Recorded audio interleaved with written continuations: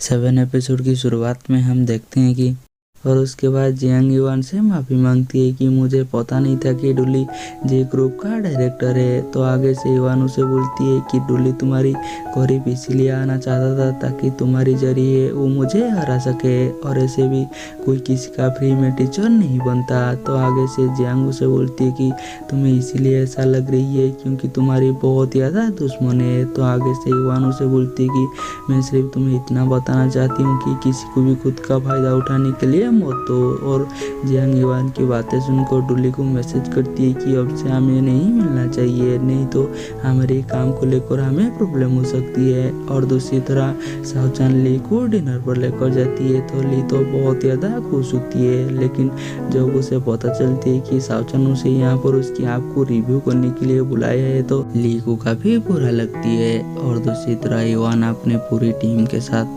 Fencing IP entertainment नाम की एक कंपनी के ऊपर डाटा एनालिस्ट के लिए जाती है, क्योंकि उनकी कंपनी का डाटा एमएस संभालती थी। और उसी कंपनी में एक ट्रेनी को उसकी दोस्त बुली करते थे, उसके ऊपर पानी डाल देते हैं और उसे वॉशरूम में बंद कर देते हैं। और उसी वॉशरूम में जियांग भी जाती है और वो जैसे ही उसी लड़की का आवाज़ सुनती है तो वो जाकर उसे बाहर आने में उसकी मदद करती है और ऊपर से उसे पुलिस पर रिपोर्ट करने के लिए बोलती है। लेकिन वो लड़की तो उसे साफ साफ मना कर देती है और वो जाकर गार्ड को बोलती है कि जाकर जियांग को संभालने के लिए। और गार्ड को ऐसा लगती है कि जियांग एक भैनगाल है और वो यहाँ पर वीडियो लेने के लिए आया हुआ है, इसलिए वो जियांग की फोन ले जाती है और उसे लेकर यहाँ से चली जाती है। और दूसरी तरह युआन मीटिंग पर होती है तो वो जियांग को मीटिंग पर आने के लिए बोलती है और उसे मैसेज भी करती है, लेकिन जियांग कोई भी रिप्लाई नहीं करता, इसलिए वो ढूंढते हुए उसे जाती है तो देखती है कि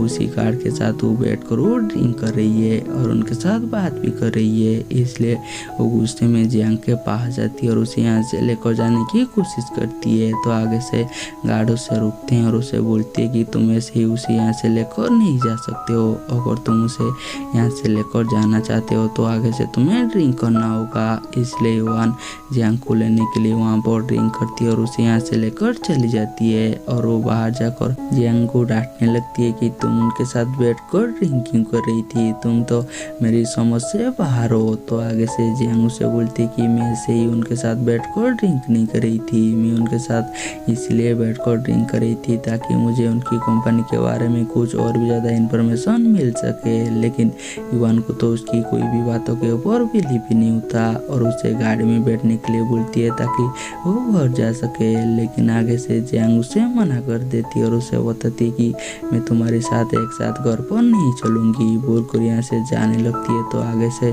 जियांग उसे बोलती है कि ये रोड बहुत ज़्यादा सुनसान है और यहाँ पर इतना आसानी से टैक्सी भी नहीं मिलता, और ऐसे भी तुम अकेली लड़की हो, अगर हमारे साथ कुछ भी गलत हुआ तो तुम इसके बारे में मुझे कुछ भी मत बताना। ये सुनकर तो जियांग घबरा जाती है, इसलिए वो जाकर युआन की कार में बैठ जाती है और युआन जियांग के ऊपर गुस्सा होती है, इसलिए उसे डांटने लगती है कि ये तुम हो, अगर ये तुम नहीं होते तो मैं कब से तुम्हें नौकरी से निकाल दिया होता। लेकिन जियांग तो ऑलरेडी सो गया होती है, लेकिन युआन को पता नहीं होता, इसलिए उसे डांट रही होती है। जब उसे पता चलती है कि जियांग ऑलरेडी सो चुका होती है तो वो शांत हो जाती है और जियांग इतनी नींद में होती है कि वो जाकर युआन की कंधे के ऊपर अपनी सर रख लेती है, जो देखकर युआन को तो बहुत ज़्यादा अच्छा लगती है। और जैसे ही ड्राइवर उन दोनों को घूरने लगती है तो आगे से युआन बताती है कि वो मेरी गर्लफ्रेंड है और उनकी घर आ जाती है। तो युआन जियांग को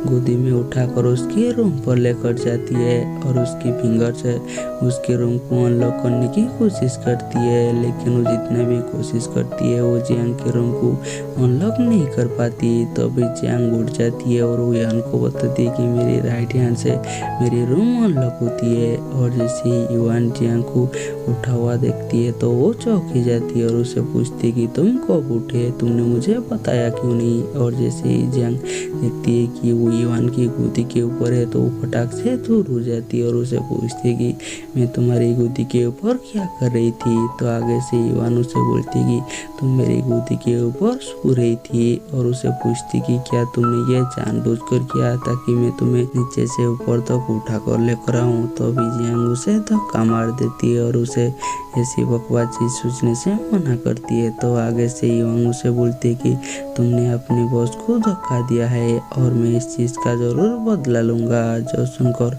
जियांग तो घबरा ही जाती है और वो बहुत ही प्यारी तरीके से युवान से माफ़ी मांगती है और उसे अपने रूम पर भेज देती है। और अगली सुबह जियांग अपनी ऑफिस पर होती है और वो युवान से मिलने के लिए जाती है और उसे बताती है कि फैंसी आईपी एंटरटेनमेंट की कंपनी की सीईओ फेंग की ऑफिस पर एक सीक्रेट रूम है जिसके बारे में किसी को कोई भी पता नहीं है कि वहाँ पर अंदर कैसी जाए या बाहर कैसी आए। और मुझे ऐसा लग रही है कि वो वहाँ पर लड़कियों को हरास करती है, लेकिन जियांग को तो उसकी कोई भी बातों के ऊपर भरोसा नहीं होता। और उन दोनों की फाइट चल रही होती है तभी वहाँ पर कोई ना आ जाती है और उन दोनों को देखकर वो कुछ और ही सोच लेती है। इसलिए उसे तो जियांग के ऊपर बहुत ज़्यादा गुस्सा आती है। और जैसे ही जियांग देखती कि कोई ना उसे ऐसे घूर रही है जैसे कि वो उसे मार डालेगी, इसलिए वो अपनी फाइल लेकर यहाँ से चली जाती है। और यहीं पर हमारी एपिसोड खत्म हो जाती है और हम मिलेंगे जल्दी नेक्स्ट एपिसोड में।